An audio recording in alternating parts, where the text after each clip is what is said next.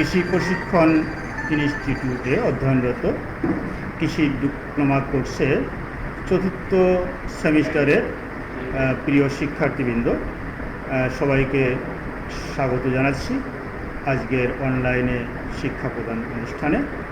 তোমাদের সাথে আছি আমি কৃষিবিদ বাদল চন্দ্র বিশ্বাস, মুখ্য প্রশিক্ষক এটিআই খুলনা। ইতিমধ্যে মহামারী করোনায় তোমাদের শ্রেণীকক্ষে শিক্ষাদান বিষয়টি আর চলছে না, আপাতত বন্ধ। সেই হিসাবে বাংলাদেশ সরকারের এটিআই কর্মসূচির আওতায় তাদের সহযোগিতায় আমরা অনলাইনে তোমাদের সাথে তোমাদের কোর্স কারিকুলামের শিক্ষা প্রদান সম্পর্কে যে কর্মসূচি হাতে নিয়েছে সেই কর্মসূচির সাথে তোমাদের বিষয়ভিত্তিক আলোচনা। আজকে আমরা যে বিষয়টার উপর আলোচনা করব সেটা হচ্ছে আমাদের গৃহপালিত পাখি পালন। তো গৃহপালিত পাখি পালনের ক্ষেত্রে আমরা যে বিষয়টা আলোচনা করব, প্রথম অধ্যায় 9 এবং অধ্যায় 9-এ আমাদের যে বিষয়বস্তু সেটা হচ্ছে লিটার ব্যবস্থাপনা এবং ব্যবহার। এখন লিটার যে শব্দটা সেটা স্বাভাবিকভাবে আমাদের পরিচিতিতে আসে, যে অনেক ক্ষেত্রে আমরা ভাবি যে তরল বস্তুর আয়তনের একক হচ্ছে লিটার, কিন্তু এই ক্ষেত্রে সেটা নয়। এই ক্ষেত্রে তোমরা যে আমার স্লাইডে যে একটি চিত্র দেখতে পাচ্ছ, এটা একটা মুরগির খামার এবং এই মুরগির পায়ের নিচে তোমরা লক্ষ্য করছো যে কিছু শুকনা এবং গুঁড়া জাতীয় উপকরণ এখানে বিছানো আছে। এই যে মুরগির পায়ের নিচে বা ঘরের ফ্লোরে যে শুকনা বা গুঁড়া জাতীয় উপকরণ, এই উপকরণগুলিকে সাধারণত লিটার বলে। এক কথায় হাঁস মুরগির ঘরের যে বিছানা, সেই বিছানাটাই হচ্ছে আমাদের লিটার।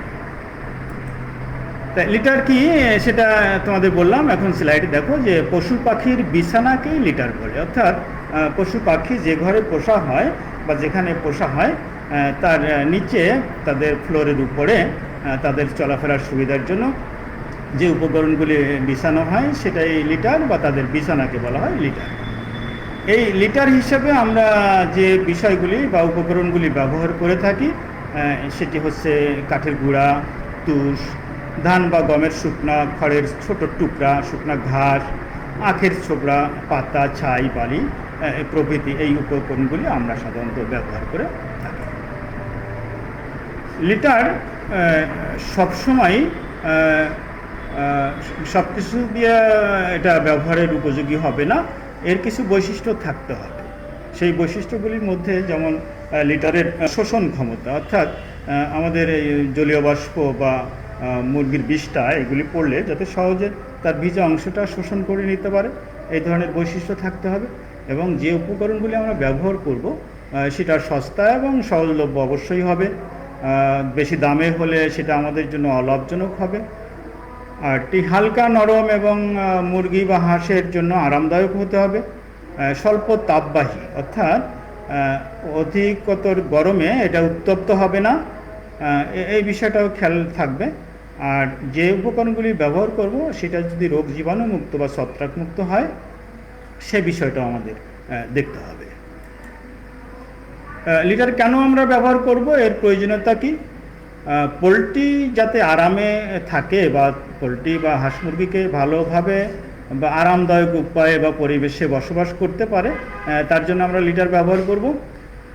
আর বিষটা, অর্থাৎ মুরগির যে বা হাঁসের যে বিষটা বা পায়খানা যেটা বলি, এটা জলীয় অংশ, ওই বিষ লিটারের উপর পড়লে যাতে খুব সহজে শোষণ করে ঘরকে ময়লা এবং দুর্গন্ধমুক্ত রাখতে পারে, সেটা লিটার এই ধরনের বৈশিষ্ট্য থাকবে। আর পোলট্রির শরীরকে পরিষ্কার রাখা, অর্থাৎ এই ধরনের লিটার বা উপকরণ যদি আমরা ঘরের মেঝেতে বিছিয়ে রাখি তাহলে সাধারণত মুরগির শরীরটা পরিষ্কার পরিচ্ছন্ন থাকবে। আর তোমরা জানো অনেক সময় বাজারে ডিম দেখা যায় খুব ময়লাযুক্ত তার খোলসে বা গায়ে, কিন্তু আমরা যদি এই সুন্দর পরিবেশে অর্থাৎ উপযুক্ত লিটার ফ্লোরে বিছিয়ে দেই তাহলে মুরগি বা হাঁসের যে ডিমগুলি সহজে ময়লা হবে না। মুরগির ডিম সাধারণত ময়লা হয় না, সেটা পাড়ার সাথে সাথে অন্য জায়গায় চলে যায়, কিন্তু হাঁসের ক্ষেত্রে সেটা একটু ভিন্নতর। এই জন্য এই ময়লামুক্ত ডিমের খোসা যাতে লেগে না থাকে বা সুন্দর ডিম যাতে পাই, সেই জন্য আমাদের লিটারের প্রয়োজন। আর শীতকালে ঘর একটু গরম রাখা, আবার অতি গরমে ঘরটা যাতে একটু শীতল থাকে, আমরা যদি এই লিটার এই উপকরণগুলি বিছিয়ে দেই, তাহলে কিন্তু ঘরের পরিবেশটা এরকম থাকে। তাহলে লিটারের এই যে প্রয়োজনীয়তা, এই বিষয়গুলির উপর দৃষ্টিপাত করলে আমরা এটা বুঝতে পারবো যে আসলে লিটারের প্রয়োজনীয়তা আছে। লিটার শ্রেণীবিভাগ তেমনটা জরুরি বিষয় না, তবু আমাদের একটু জেনে রাখা ভালো যে দু ধরনের লিটার হতে পারে। একটা জৈবিক লিটার, যেমন কাঠের গুঁড়া, আখের ছোবড়া, এগুলি জৈবিক। মানে একসময় কাঠের গুঁড়া মানে গাছ থেকে পেয়েছি, আখের ছোবড়া আখ থেকে পেয়েছি, যার একসময় জীবন ছিল, অর্থাৎ এটা মরে বা গুঁড়া করে এই লিটার তৈরি করা হয়েছে। এই জন্য এটাকে জৈবিক বলে, যার কোনো এক সময় জীবন ছিল, সেখান থেকে যে লিটারের উপকরণগুলি, এই জন্য এটা জৈবিক লিটার। আর আরেকটা অজৈবিক, যেমন ছাই, যদিও ছাইটা তো আস্তে আস্তে সেই গাছের থেকেই এসছে পোড়ানোর ফলে, তবু এটাকে অজৈবিক লিটার বলে। তবে বালিটা সম্পূর্ণ অজৈবিক। তো এইভাবে আমরা লিটারের দুটি শ্রেণীবিভাগ করতে পারি, অর্থাৎ যে সমস্ত উপকরণ মুরগির বা হাঁসের ঘরের বিছানায়, ফ্লোরে বিছানা হিসেবে বিছানো হয়, সেগুলি আমাদের দু ধরনের। এটা আমরা একটু মনে রাখব। লিটার আবার যেহেতু আমরা ব্যবহার করছি আমাদের খামারে বা ঘরে, সেই হেতু আমাদের লিটারের পরিচর্যার বিষয়টা অবশ্যই মাথায় রাখতে হবে। কারণ একবার লিটার ব্যবহার করে ঘরে বিছানায় বিছিয়ে দিলাম, পরে তার কোনো যত্ন নিলাম না, সেক্ষেত্রে আমাদের একটা ক্ষতিকর অবস্থায় পৌঁছতে পারে। এই জন্য আমাদের পরিচর্যার বিষয় আছে। পরিচর্যার ক্ষেত্রে যেমন আমাদের লিটার বিছানোর সময় বা তার আগে যে বিষয়গুলি আমাদের চিন্তা করতে হবে, যেমন ঘরের মেঝে ফিনাইল বা নাইজল, ব্লিচিং পাউডার দ্বারা জীবাণুমুক্ত করে নিতে হবে। লিটার সংগ্রহের সময় মুরগির বয়স, ডিম বা মাংস আমাদের উৎপাদন করা হবে তার বিবেচনায় করতে হবে, অর্থাৎ আমরা কোন ধরনের বা কতটুকু পরিমাণ লিটার ব্যবহার করব, এই বিষয়গুলি আমাদের বিবেচনা করতে হবে। তারপরে শুকনা রোদ্দুজ্জ্বল সময়ে লিটার ব্যবহার শুরু করা ভালো। আর বর্ষা হতে শীতে লিটার বেশি পুরু করে দেওয়া যায়, অর্থাৎ শীতকালে ঘরটার তাপমাত্রা একটু ভালো রাখার জন্য লিটারটা বা বিছানাটা একটু পুরু হলে ভালো হয়, যেটা মানুষের ক্ষেত্রেও প্রযোজ্য। আর বর্ষার পর বা শীতের শুরুতে লিটার পাল্টে দেওয়াটা উচিত, কারণ বছরে একবার বা দুইবার যদি লিটার আমরা পাল্টে দিই, তাহলে তার মান ভালো থাকে, আমার হাঁস মুরগিতে ভালো আরাম পায়। আর শীতে লিটারে ধুলো হতে পারে, কারণ শীতে জলীয় বাষ্প কম থাকে। মুরগি বা হাঁস দৌড়াদৌড়ি বা চলাফেরা করার সময় ওই লিটারের মধ্যে ধুলা হতে পারে, সেই ধুলাটা বাতাসে ছড়িয়ে গিয়ে তার ওই যে নাকে, অর্থাৎ তার শ্বাসকষ্টর বিষয় একটা হয়ে দাঁড়াতে পারে। এই জন্য শীতকালে আমরা যদি হালকা পানি স্প্রে করে দেই লিটারের উপর দিয়ে, তাহলে তো দেখা যাবে যে এই ধুলাটা বাতাসে মিশছে না বা আমার হাঁস মুরগির শ্বাসকষ্ট হচ্ছে না। এই বিষয়টা আমাদের খেয়াল রাখতে হবে। আর লিটার ব্যবহারের সুবিধা, পোলট্রির স্বাস্থ্য ভালো থাকে এবং আরাম বোধ করে, এই জন্য আমাদের লিটার ব্যবহার করতে হবে। ব্রয়লার এবং লেয়ারের জন্য এটা অবশ্যই ভালো, যে ওরা ভালোভাবে চলাফেরা করতে পারে, আরাম বোধ করে, ওদের উৎপাদন অর্থাৎ মাংস বা ডিম উভয় উৎপাদন বেড়ে যাবে। শীত এবং গরমে আমার হাঁস মুরগি স্বস্তি পাবে, আরাম বোধ করবে, যে শীতে প্রচণ্ড শীত অনুভব করবে না, আবার গরমে প্রচণ্ড গরম অনুভব করবে না। আর লিটার ব্যবহার করলে ঘরে দুর্গন্ধ কম হবে, কারণ ওই যে হাঁস মুরগির যে বিষটা বা জলীয় অংশ এটা শোষণ করে নেবে, স্বাভাবিকভাবে দুর্গন্ধ কম হবে। আর ঘরটা ঘন ঘন পরিষ্কার করতে হয় না, অর্থাৎ লিটার যদি না থাকতো তাহলে দেখা যেত যে ফ্লোরটা স্যাঁতসেঁতে ময়লাযুক্ত দুর্গন্ধ হয়ে যেত। আর লিটার ব্যবহার করলে এটা সহজে হয় না, যার পরিপ্রেক্ষিতে ওই ঘর ঘন ঘন পরিষ্কারের ঝামেলাটাও থাকে না। এখন এই যে লিটার আমরা ব্যবহার করছি যে হাঁস মুরগি পালনের ক্ষেত্রে ঘরের মধ্যে বা মেঝেতে, এটা তো ভালোর জন্য ব্যবহার করছি, কিন্তু এর কিছু অসুবিধা আছে, সমস্যা যেটা, সেই বিষয়গুলির কথা বিবেচনা করলে আমাদের যেমন আসবে লিটার পদ্ধতিতে স্থান একটু বেশি লাগে, অর্থাৎ জায়গা বেশি লাগে। লিটার ভিজে আর্দ্র হলে অ্যামোনিয়া গ্যাস তৈরি হয়ে মুরগির বা হাঁসের স্বাস্থ্যের ক্ষতি হতে পারে। তাহলে এই বিষয়টা দেখতে হবে যে এটা যেন ভিজে আমাদের আর্দ্র হয়ে না যায়। আবার লিটারের পরিচর্যা কম হলে ডিম উৎপাদনও কম হয় এবং মৃত্যু হার বেড়ে যায়, অর্থাৎ হাঁস মুরগির মৃত্যু হার বেড়ে যায়। কারণ লিটার ব্যবহার করলাম, তার পরিচর্যা করলাম না, অস্বাস্থ্যকর পরিবেশ সৃষ্টি হতে পারে, এই জন্য এটা একটা অসুবিধা। আর লিটার বেশি পুরাতন হলে রোগের আশঙ্কা বেড়ে যায়। আগেই বলা হয়েছে লিটার বছরে দুবার বা একবার পাল্টিয়ে দিতে হবে। আর যদি অধিক সময়ব্যাপী এটা ব্যবহার করা হয় তাহলে বেশি পুরাতন হয়ে যায় এবং ফাঙ্গাস বা অন্যান্য জীবাণু আক্রমণ করে আমার ফার্মে বা আমার ঘরে হাঁস মুরগির রোগের আশঙ্কা বেড়ে যায়, এটা একটা সমস্যা। আর ভিজা ভিজা বা আর্দ্র লিটার জমাট বেঁধে ক্ষতিকর জীবাণুরও বংশবৃদ্ধি হতে পারে এবং এর পরিপ্রেক্ষিতে হাঁস মুরগি মারাও যেতে পারে। তাহলে এই যে লিটার ব্যবহারের আমাদের কিছু অসুবিধার বিষয়গুলি আমরা জানতে পারলাম। তাহলে আমাদের শিক্ষার্থীরা আমরা নবম অধ্যায়ের যে বিষয়গুলি আলোচনা করলাম, যে মুরগির লিটার এবং এই লিটারের যে বিষয়টা আমরা জানলাম এবং লিটার কি ব্যবহার করা হয় লিটার হিসাবে, লিটার কত ধরনের, লিটার ব্যবহারের সুবিধা এবং এর অসুবিধা, এটা আমরা আমাদের পাঠ্যপুস্তক দেখে যদি ব্যাপকভাবে সুন্দরভাবে একটু পড়ি তাহলে এই যে মৌলিক যে বিষয়গুলি আমাদের আলোচনায় আসলো আমরা অত্যন্ত সহজে পাঠ্যপুস্তক পাঠ করলে এটা অনুধাবন করতে পারবো বা বুঝতে পারবো। শিক্ষার্থীবৃন্দ, আমাদের পরবর্তী অধ্যায় অর্থাৎ অধ্যায় 10, এই 10-এর যে বিষয়টা আছে আমাদের, যে অধ্যায় 10-এ আমাদের আছে হাঁস মুরগির প্রয়োজনীয় পুষ্টি উপাদান। তাহলে হাঁস মুরগির প্রয়োজনীয় পুষ্টি উপাদান, এই ক্ষেত্রে আমাদের বাম দিকের চিত্রটায় আছে হাঁস মুরগি, যেটা প্রাকৃতিকভাবে তারা বিচরণ করছে। এবং এই হাঁস মুরগি আমরা যখন আমাদের আবদ্ধ এলাকায় ফার্মে বা গৃহে পালন করি তখন এই ডান পাশের যে ছবিটা আমরা দেখছি এখানে অনেকগুলি খাদ্য আছে, সব ধরনের খাদ্য এখানে দেখানো হয়েছে।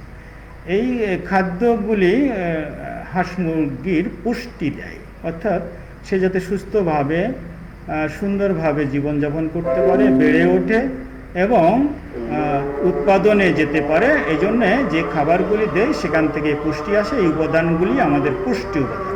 তাহলে দেখি আমরা ধারাবাহিকভাবে আমাদের এই পুষ্টি উপাদানের মধ্যে কী কী বিষয় আছে। হাঁস মুরগির প্রয়োজনীয় পুষ্টি উপাদান, এগুলি আমরা তাদের খাদ্য সম্পর্কে নিশ্চয়ই জানতে পারবো এবং অত্যাবশ্যকীয় পুষ্টি অর্থাৎ অতীব প্রয়োজনীয় পুষ্টি কী সেগুলি আমরা জানতে পারব এবং এই পুষ্টি উপাদানের কাজও আমরা বর্ণনা করতে পারবো। তাহলে এই অধ্যায়ে যে হাঁস মুরগির পুষ্টি উপাদান বা খাদ্য সংক্রান্ত বিষয়, আমরা এই খাদ্য সম্পর্কে একটা ধারণা হবে, অতীব প্রয়োজনীয় যে পুষ্টি বা খাদ্য সেই বিষয়ে ধারণা হবে এবং এর কাজ কি সেটা সম্পর্কে আমরা জানতে পারব। হাঁস মুরগির খাদ্য অর্থাৎ জীবন ধারণের জন্য আহার্য হিসাবে গ্রহণ, অর্থাৎ আমরা বা হাঁস মুরগি এরা মুখে যে খাবারগুলি গ্রহণ করে জীবন ধারণের জন্য আহার উপযুক্ত আহার্য, সেগুলিকে আমরা খাদ্য বলব। এই খাদ্য দেহের বৃদ্ধি সাধন করে, দেহের পুষ্টি, আমার দেহের বা হাঁস মুরগির দেহের শক্তি উৎপাদন, শারীরিক ক্ষয়পূরণ, রোগ প্রতিরোধ ক্ষমতা গড়ে ওঠে। যেমন গম, ভুট্টা, গমের ভুসি, চালের কৌড়া, খোল, লবণ, হাড়ের গুঁড়া, এই প্রভৃতি এইগুলি হচ্ছে খাদ্য। এই খাদ্য থেকে মুরগি বা হাঁস বা পাখি জাতীয় যে প্রাণীগুলি আছে তাদের বৃদ্ধি, পুষ্টি, শক্তি উৎপাদন, শারীরিক ক্ষয়পূরণ, রোগ প্রতিরোধ ক্ষমতা গড়ে ওঠে। তাহলে খাদ্য সম্পর্কে আমরা ভালো একটু ধারণা পেলাম যে গম, ভুট্টা, গমের ভুসি, চালের কুড়া, খোল, লবণ, হাড়ের গুঁড়া।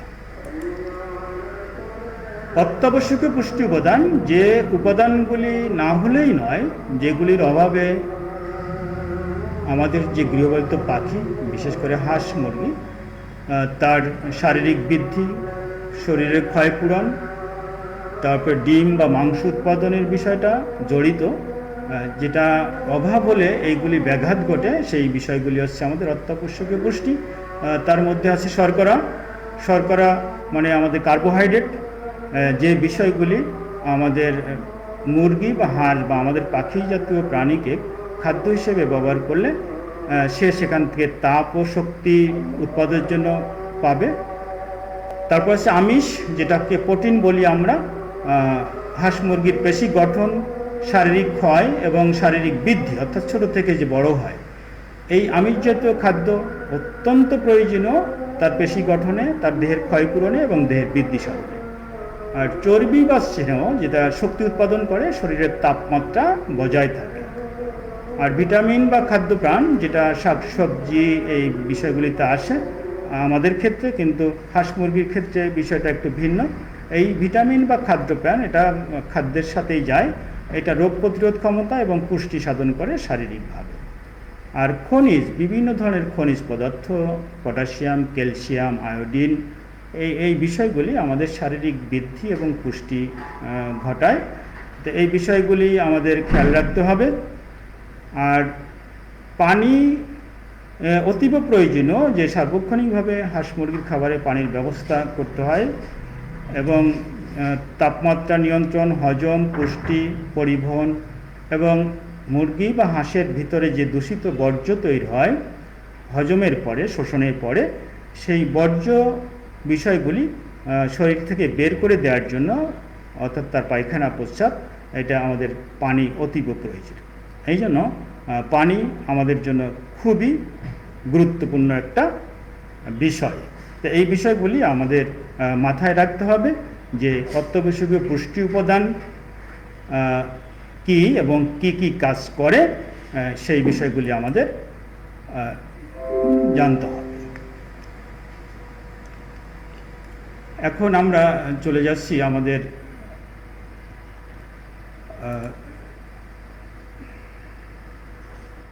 প্রশ্ন। যদি কারো কোনো প্রশ্ন থাকে সেই ক্ষেত্রে আমরা একটু দেখে নিব যে ইতিমধ্যে আমাদের ছাত্রছাত্রীরা বা শিক্ষার্থীরা তাদের কোনো কোয়ারি আছে কি না সেই বিষয়টা।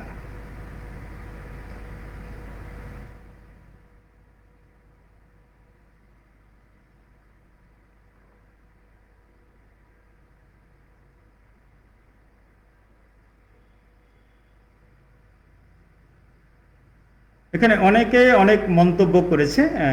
সর্বোপরি যে বিষয়গুলি এখানে এসছে, আমরা একটু ধারাবাহিকভাবে না হলেও সবার জন্য যে বিষয়গুলি আমি বলবো, যে আমি যে তোমাদের বিশেষ বিশেষ প্রশ্নের সার্বিকভাবে যেটা বলছি, আমার আলোচনার প্রেক্ষিতে যে স্লাইডগুলি তোমরা দেখলে, এবং এরপর যদি তোমরা আমার নবম অধ্যায় যেটা লিটার ব্যবস্থাপনা এবং ব্যবহার, এবং দশম অধ্যায় যে হাঁস মুরগি বা আমাদের পাখি জাতীয় প্রাণীর খাদ্য, এই বিষয়গুলি তোমরা যদি তোমাদের পাঠ্যপুস্তকটা একটু আজকে রাতেই দেখো, তাহলে আমার উপস্থাপিত যে স্লাইডগুলি সেই বিষয়গুলি তোমরা সুন্দরভাবে দেখতে পারবে এবং এটা বুঝতেও বোধহয় তোমাদের সহজ হবে। তোমরা অংশগ্রহণ করেছো আমার অনলাইন শিক্ষা ব্যবস্থাপনায়, এই জন্য তোমাদেরকে আমি ধন্যবাদ দিচ্ছি। এবং তোমরা আগামী পরীক্ষার প্রস্তুতি হিসাবে তোমরা আলোচিত বিষয়গুলি, শুধু আমার বিষয় বা অধ্যায় নয়, অন্যান্য স্যারদের যে বিষয় বা অধ্যায়গুলি আছে, তোমরা এই স্লাইডগুলি বা তাদের আলোচনাগুলি শুনবে এবং শোনার পর যেদিন যে বিষয়গুলি আলোচনা হবে সেই বিষয়গুলি তোমরা বাসায় বসে পরবর্তীতে পাঠ্যপুস্তক খুলে তোমরা ডিটেলস পড়ে নেবে, যাতে তোমার আগামীতে প্রস্তুতিটা ভালো হয়। তো তোমরা ভালো থেকো। আর মহামারী করোনায় অত্যন্ত সাবধানতার সাথে স্বাস্থ্যসম্মতভাবে চলাফেরা করবা। মুখে মাস্ক অবশ্যই থাকতে হবে, মাঝে মাঝে হাত ধোয়া সাবান দিয়ে এটা অবশ্যই করতে হবে। আর সামাজিক দূরত্ব এটা অবশ্যই বজায় রাখতে হবে। নিজেকে সুরক্ষিত রাখবে, পরিবারের সদস্যদের সুরক্ষিত রাখবে এবং আমার দেশকে সুরক্ষিত রাখবে। সবাইকে ধন্যবাদ।